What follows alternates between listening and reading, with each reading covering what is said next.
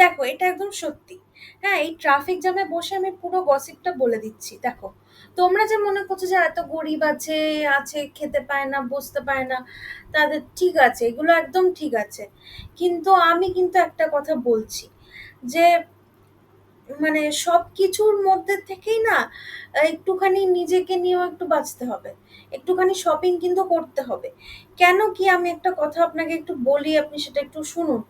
যে শপিং যদি করতে হয় তাহলে কিন্তু আর দেরি নয়। শপিং যদি করতে হয় তাহলে কিন্তু আর দেরি নয়। পুজো হবে শুরু, আমরাও হব একটু উড়ু উড়ু।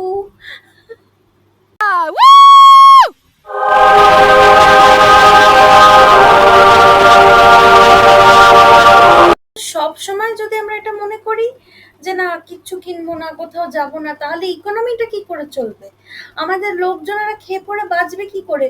ওই যে বাঘাযতীনে, নিউ মার্কেটে, দিল্লির অমুক মার্কেটে, হ্যাঁ, ব্যাঙ্গালোরের কমার্শিয়াল স্ট্রিটে, এমজি রোডে, তারপরে তারপরে ওই যে ওই অমুক তমুক জায়গাগুলোতে, আপনার বাড়ির পিছনের যে ওই বাজারটা, অমুক দাদার দোকানটা, ওই গিফট শপটা, ওদের কি করে, ওদের ওদের পুজোর ইনকাম কি করে হবে যদি আমরা শপিং না করি?